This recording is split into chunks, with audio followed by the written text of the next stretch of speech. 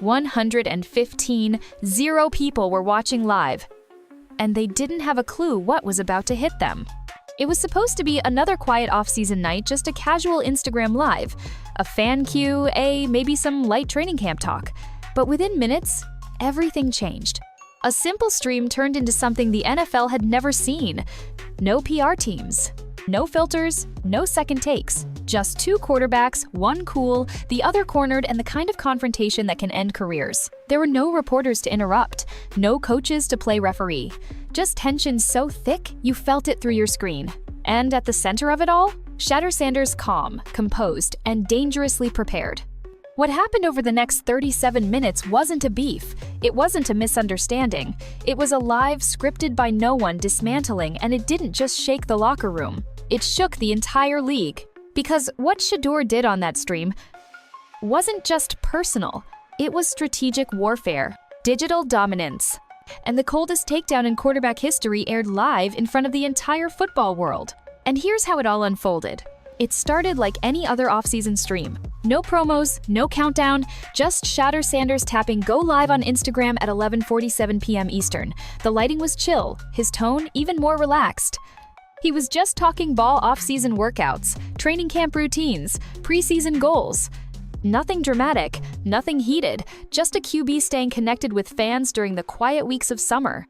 For the first few minutes, it was exactly what people expected. A calm, easygoing check-in from a young star refining his game behind the scenes. But something felt unspoken, like the calm before a thunderstorm. Fans didn't know they were seconds away from a moment that would change careers. Then, a name popped up in the viewer list. Not a fan. Not a coach. Not even a reporter. It was Dillon Gabriel, the other quarterback, locked in Cleveland's high-stakes battle for the starting job. And he didn't just watch silently. He requested to join the live. In a split second, the screen went wide, 2 faces side by side. Straight into an unscripted, on-the-record conversation with tens of thousands watching. No time to prepare, no ability to rewind. No space to lie. And just like that, the energy shifted. Gabriel sat upright, controlled, cautious. Sanders leaned back in his chair, almost motionless. But no one was smiling. No one joked. This wasn't teammates reconnecting. This was 2 quarterbacks face-to-face, eyeing each other like rivals, not colleagues. And there were no referees in sight, no PR teams to clean it up later. Just raw tension, growing by the second, under the bright lights of the internet. It didn't feel like a conversation. It felt like a setup. But Gabriel didn't realize what kind of game he'd just stepped into. And by the time he figured it out, it was already too late. Because what started as a casual chat was about to turn into a digital demolition. The second that split screen popped up, you could feel it. This wasn't going to be some harmless back and forth. This was different, and everyone watching knew it. 2 quarterbacks, 1 screen, 0 scripts. On one side, Shedeur Sanders. Cool, calm, unmoved.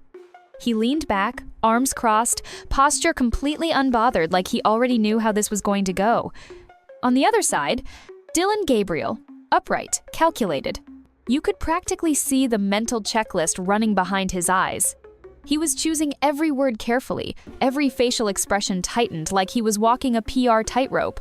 Whatever Gabriel thought was going to happen, it didn't matter because this wasn't a joint live stream. This was a chessboard, and he'd just made the first move without realizing the match had already started. He opened soft, tried to take the temperature down. Listen, man, this whole thing got blown out of proportion. His tone?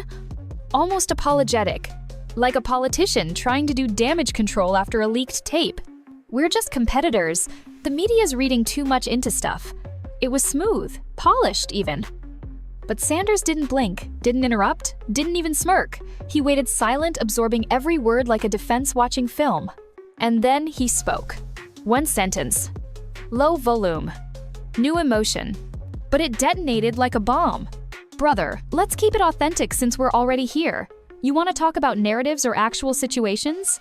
In that moment, the switch flipped. The comments exploded.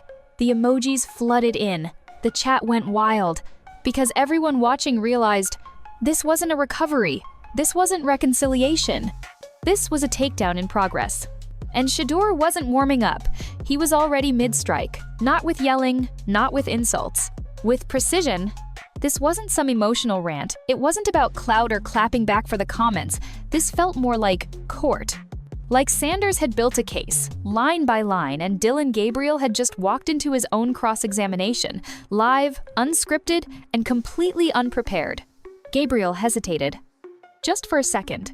But when you're live, a second is all it takes. And in that second, the vibe shifted. Not just between them, within every viewer who was locked in, watching this quiet, controlled chaos unfold in real time. It was no longer two quarterbacks talking. It was a public reckoning. One career was being put under the microscope. The other, steadily, silently, seizing control. And what Sanders said next would change everything. Everything up until this point felt like a stare down, but nobody expected what came next. Because Sanders didn't just challenge Dillon Gabriel's version of events, he dismantled it, step by step, using moments no one else had seen coming, and no one watching could ignore.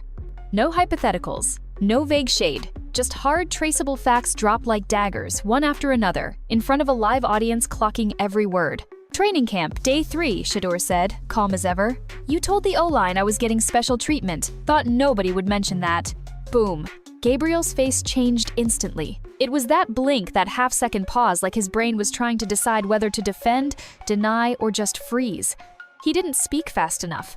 Sanders continued stone-faced. Day 7. Equipment room. You said I didn't earn any of this. That I just inherited it. Sound familiar? The chat exploded. Not assumptions. Not rumors. Moments. Time-stamped, remembered, and now recorded in the minds of 100 live viewers. You couldn't spin that. You couldn't walk it back. And you definitely couldn't act like it didn't happen, not with those receipts being read like scripture. Gabriel opened his mouth, but nothing meaningful came out. A few stammered words here and there, trying to redirect the conversation. But it didn't matter, because now, Sanders wasn't reacting, he was controlling. "You brought tension into the locker room," he said softly. "I didn't say a word, until now." And that silence? It hit harder than shouting ever could, because it wasn't fueled by emotion, it was fueled by calculation. Gabriel didn't walk into a confrontation, he walked into a courtroom with no defense prepared. Emojis in the chat turned into full-blown chaos. The viewership kept climbing. Fans, former players, even local reporters started jumping in, watching this unfold in real time. What looked like a simple stream was quickly becoming something else. A digital reckoning. A collapse in slow motion. And Sanders? He wasn't shouting over Gabriel. He was removing every hiding place he had, piece by piece. And the worst part? He was just getting started. By this point, the vibe had completely flipped. When Dillon Gabriel first joined the stream, he looked like he was trying to be the adult in the room. Smooth voice, calm delivery like a veteran trying to de-escalate a situation before it blew up. He wanted to steer the talk toward team unity, healthy competition, and that fan-favorite excuse, media overhype. But none of that was landing, because it was already too late. One by one, every talking point he leaned on started to crack. And Shedeur? He wasn't attacking, he was exposing the cracks with surgical precision. Then Gabriel went for sympathy. He shifted from denial to defense. "You were a 5th-round pick," he said. "I've been in this system longer. This was supposed to be development, not politics." That's when Sanders leaned in. Slightly, but the tone didn't rise. It dropped. Lower, sharper. Like a surgeon pressing down with the scalpel. "You transferred twice chasing starting spots," he said. "Now you're worried about timelines? That's fascinating." It wasn't a clapback. It was a verdict, and you could feel it stick. The comments section went insane. Fans were no longer questioning which QB would start. They were questioning how Gabriel could even show up to training camp after this. Gabriel tried to fight back, pulled out phrases like, "The vets back me," and "I earned my respect." Bad move. Because Sanders already had the next files ready. "You really want to go there?" he said. Then, pause. "Cool. Tuesday's meeting. Rollout protection, who froze up? Miles asked about hot reads, who said nothing. You were still learning the offense. I had that locked week 1. It wasn't loud. It wasn't trash talk. It was honest. And undeniable." Gabriel's body language was unraveling in real time, tighter shoulders, shifting eyes, nervous fidgeting. It was clear. This wasn't a football conversation anymore. This was an unraveling, painful to watch, impossible to look away from. What started as a simple disagreement between quarterbacks had morphed into something personal, philosophical, even generational. Gabriel was losing more than a position. He was losing control of the narrative live in front of tens of thousands. And the moment that confirmed it wasn't just what Sanders said. It was what Gabriel admitted next, and it would change how people saw both of them. Gabriel blinked. Just once. But on a live feed, one blink can speak volumes. By now, his cool exterior was gone. The calm, collected persona he tried to maintain had melted under the pressure. Each sentence from Sanders wasn't just a quote, it was a blow, and Gabriel was running out of ways to recover. So he switched tactics again, this time with desperation. "You don't get it," he said, breaking the quiet. "You've got media hype, a famous dad, owners backing you. I've had to grind for everything." And there it was, the resentment, front and center. No more masking it behind team dynamics or coaching politics. This wasn't about reps in camp anymore, or even who wanted the position more. This was deeper than football. It was legacy versus grind, spotlight versus shadows. And finally, Gabriel cracked. But Sanders didn't flinch, didn't react. He just looked at the screen and delivered the coldest line of the night. "You think having Deion Sanders as a dad makes this easier?" he said. "Every mistake I make becomes a headline. Every win gets questioned. But pressure? I use that. You let it break you. Pause it. Then came the KO. That's why I'm starting. And you're suspended." Boom. The word suspended didn't just hang in the air, it detonated. Nobody, not the chat, not Gabriel, not even the coaching staff watching from home saw that coming. In that one word, everything shifted. Because up until now, the drama felt like a clash between equals. A heated competition. Two quarterbacks battling for a shot. But suspended? That confirmed one thing. Gabriel wasn't just losing. He'd already lost. Live. In real time. With over 100 people watching, the comment section erupted. Jaw-drop emojis flooded the screen. People were tagging friends, screen recording, shouting in all caps. Reporters clipped the feed in real time, already prepping headlines like "Shedeur drops bomb" and "Quarterback war turns into live firing squad." Gabriel looked stunned, not angry, just drained. His whole face changed. His posture broke. You could see the moment he realized the competition was over, and it wasn't even on the field. And as viewers processed what just happened, it became obvious. This wasn't entertainment. This was a quarterback execution streamed in 4K. And Sanders wasn't screaming. He wasn't taunting. He just delivered a truth that broke everything. No emotion, no ego, just control. And then, Gabriel tried one last Hail Mary, the incident, the moment everyone had whispered about for weeks. And that would be his final mistake. Running out of room, out of support, and now fully exposed, Dillon Gabriel went for the only thing he had left in his arsenal. The incident. The whispers around training camp, the tension that allegedly turned physical, the moment the media kept circling, hoping for anyone to confirm details. And now, live in front of over 100 people, Gabriel finally brought it up. That confrontation, he said, eyes darting, voice tight, was blown way out of proportion. It wasn't even serious. The media twisted it, like they always do. It was his final plea, his last attempt to spin the story, to reframe the battle as something exaggerated by outside noise. But the damage was already done, and Shedeur Sanders wasn't about to let that slide. He didn't argue, he didn't raise his voice. He just leaned slightly forward and dropped a sentence that froze everyone. "I've got video." The chat stopped.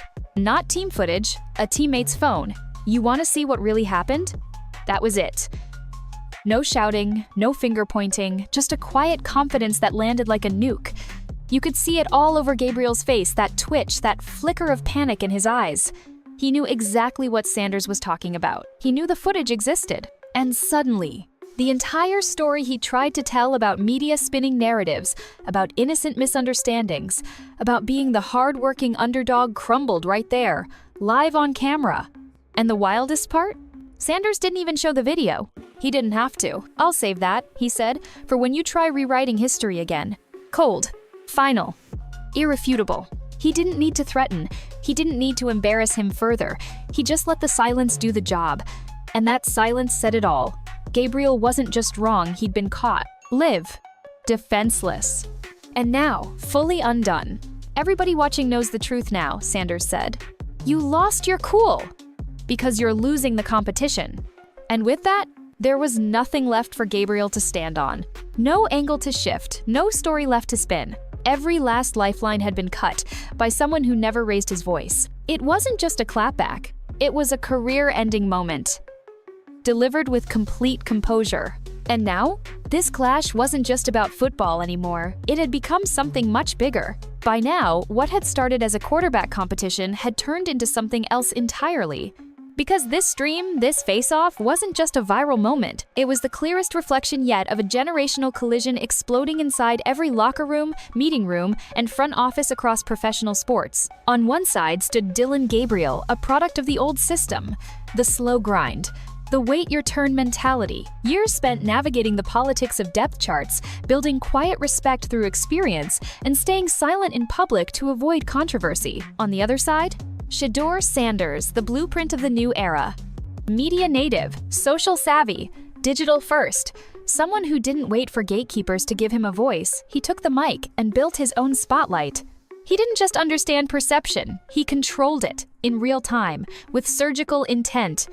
And when those two approaches collided, only one made it out intact. Gabriel represented the belief that talent should speak for itself, that performance and patience still win the day. But here's the truth. In today's game, talent isn't the only requirement. Narrative matters. Control matters. Visibility matters.